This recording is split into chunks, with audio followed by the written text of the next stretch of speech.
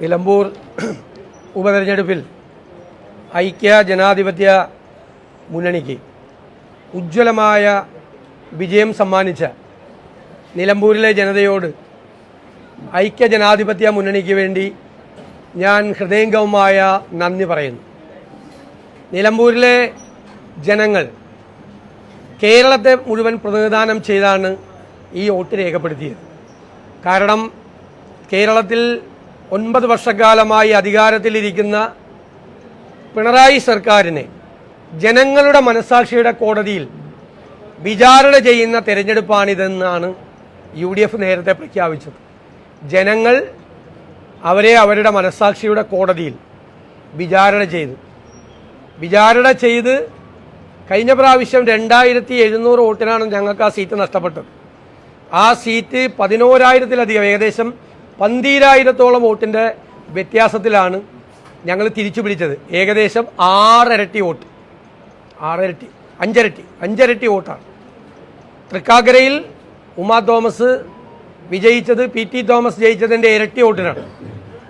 പുതുപ്പള്ളിയിൽ ഉമ്മൻചാണ്ടി സാർ ജയിച്ചതിൻ്റെ 4 ഇരട്ടി വോട്ടിനാണ്, 37,000 വോട്ടിനാണ് ചാണ്ടി ഉമ്മൻ ജയിച്ചത്. പാലക്കാട് ഷാഫി പറമ്പിൽ ജയിച്ചതിൻ്റെ 4-5 ഇരട്ടി വോട്ടിനാണ് രാഹുൽ മാങ്കൂട്ടത്തിൽ വിജയിച്ചത്.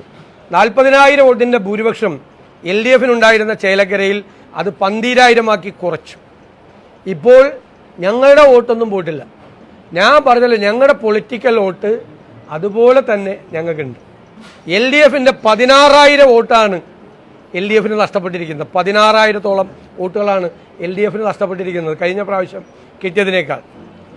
ഇത് യഥാർത്ഥത്തിൽ ടീം UDFിൻ്റെ വിജയമാണ്. ഒരു പാർട്ടിയെ പോലെ, പല മുന്നണികളുടെ കക്ഷിയാണ് UDF.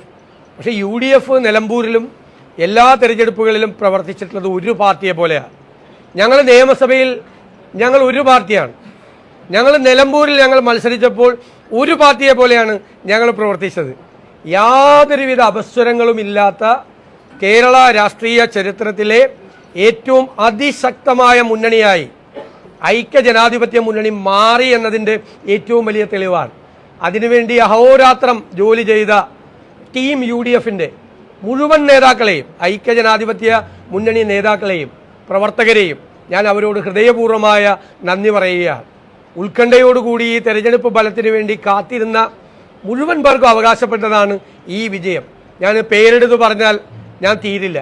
മുതിർന്ന നേതാക്കൾ മുതൽ പ്രതിപക്ഷ ഉപനേതാവ് തുടങ്ങി ശ്രീ PK കുഞ്ഞാലിസാമി തുടങ്ങി പാണക്കാട് കുടുംബത്തിലെ അവരെല്ലാം ഉൾപ്പെടെ കോൺഗ്രസിലെയും മുതിർന്ന നേതാക്കൾ എല്ലാവരും, മുൻ PCC പ്രസിഡന്റുമാർ അടക്കം മുതിർന്ന നേതാക്കൾ എല്ലാവരും ഒരേ മനസ്സോടു കൂടിയാണ് പ്രവർത്തിച്ചത്. ഇതൊരു വലിയ മെസ്സേജാണ്. ഇങ്ങനെ പ്രവർത്തിച്ചാൽ, UDF ഇങ്ങനെ പ്രവർത്തിച്ചാൽ, ഞങ്ങൾ നിലമ്പൂരിലെ ജനങ്ങൾക്കൊരു വാക്ക് കൊടുത്തിട്ടുണ്ടായിരുന്നു. നിങ്ങൾ ഉജ്ജ്വലമായ വിജയം ആര്യാടൻ ഷൗക്കത്തിന് നൽകിയാൽ ഞങ്ങൾ തിരിച്ചുള്ള വാക്ക് 100-ലധികം സീറ്റുമായി കൊടുങ്കാറ്റ് പോലെ കേരളത്തിൽ UDF അധികാരത്തിൽ വരുമെന്ന്. ആ വാക്ക് പാലിക്കാൻ UDF നേതൃത്വം പ്രതിജ്ഞാബദ്ധമാണ്. ഞങ്ങൾ അതിനുവേണ്ടി കഠിനാധ്വാനം ചെയ്യും. ഈ സർക്കാരിനെ ജനങ്ങൾ എത്രമാത്രം വെറുക്കുന്നു, അതിൻ്റെ ആഴം എത്രയാണ് എന്ന് വളരെ വ്യക്തമാണ്. ആഴം എത്രയാണ്, ആ വെറുപ്പിൻ്റെ ആഴം ജനങ്ങളുടെ ഹൃദയത്തിൽ എത്രമാത്രം വെറുപ്പോടു കൂടിയാണ് ഈ ഗവൺമെൻറ്റിനെ കാണുന്നത്. അതുകൊണ്ടല്ലേ ഇവിടെ പറഞ്ഞു, പല നേതാക്കളും പറഞ്ഞു, ഈ ഡീലിമിറ്റേഷൻ വന്നതിന് ശേഷമുള്ള നിലമ്പൂർ അത്ര എളുപ്പമുള്ള സീറ്റല്ല UDFിന്.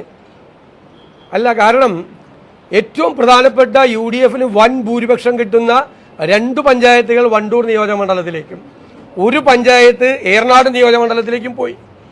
അപ്പോൾ 2011 ഞങ്ങളുടെ ഏറ്റവും പ്രഗത്ഭനായ പരിണതപ്രജ്ഞനായ നിലമ്പൂരിൻ്റെ ഹൃദയമായ ശ്രീ ആര്യാടൻ സാർ ജയിച്ചത് 5,500 വോട്ടിനാണ് 2011. കാരണം കോൺസ്റ്റുവൻസി ഡീലിമിറ്റേഷൻ വന്നപ്പോൾ മണ്ഡലത്തിൻ്റെ സ്വഭാവം മാറി.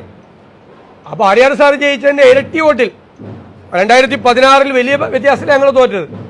2021 ഞങ്ങളവിടെ തോറ്റു. ഇപ്പോൾ അതിൻ്റെ എല്ലാം പലിശയടക്കം ജനങ്ങൾ അവരാണ് ഞങ്ങളെ വിജയിപ്പിച്ചത്. തീർച്ചയായിട്ടും ആ ജനവിശ്വാസം ഞങ്ങൾ കാത്തു സംരക്ഷിക്കും. വന്യജീവി ആക്രമണങ്ങളിൽ നിന്ന് ജനങ്ങളെ രക്ഷിക്കാൻ, ഈ രൂക്ഷമായ ഈ വിലക്കയറ്റത്തിൽ നിന്ന് ജനങ്ങളെ രക്ഷിക്കാൻ, തകർന്നു പോയ കേരളത്തെ തിരിച്ചു കൊണ്ടുവരാൻ, അത് കൊണ്ടുവരാൻ UDF നിങ്ങളുടെ കൂടെ ഉണ്ടാകും എന്ന വാക്കാണ് ഞങ്ങൾ കൊടുത്തത്. ആ വാക്കു പാലിക്കാൻ വേണ്ടിയിട്ടുള്ള ശ്രമമായിരിക്കും ഞങ്ങൾ ഇനി മുതൽ നടത്തുന്നത്. അതിൽ എല്ലാവരും ഒരുപോലെ പങ്കുവഹിച്ചിട്ടുണ്ട്, എല്ലാവരും ഒരുപോലെ പങ്കുവഹിച്ചിട്ടുണ്ട്. അതിന് എല്ലാവരോടും ഞാൻ നന്ദി പറയാണ്. പ്രത്യേകിച്ച് അവിടുത്തെ വോട്ടർമാരോട് ഏത് വാക്കുകൊണ്ടാണ് അവരോട് നന്ദി പറയേണ്ടതെന്ന് ഞങ്ങൾക്ക് അറിയില്ല. കാരണം 2026 തെരഞ്ഞെടുപ്പിൽ UDFന്റെ തിരിച്ചുവരവിന് വേണ്ടിയിട്ടുള്ള ഇന്ധനമാണ് നിലമ്പൂരിലെ ജനങ്ങൾ ഞങ്ങൾക്ക് നൽകിയത്. ഇന്ധനമാണ്. ആ മുന്നോട്ടുള്ള പ്രയാണത്തിന് കരുത്തു പകരാൻ ഞങ്ങൾക്ക് ആത്മവിശ്വാസം പകർന്നതാണ് നിലമ്പൂരിലെ ജനങ്ങൾ ചെയ്തത്. അവരോട് ഞാൻ ഒരിക്കൽ കൂടി നന്ദി പറയാൻ ഈ അവസരം ഉപയോഗിക്കും.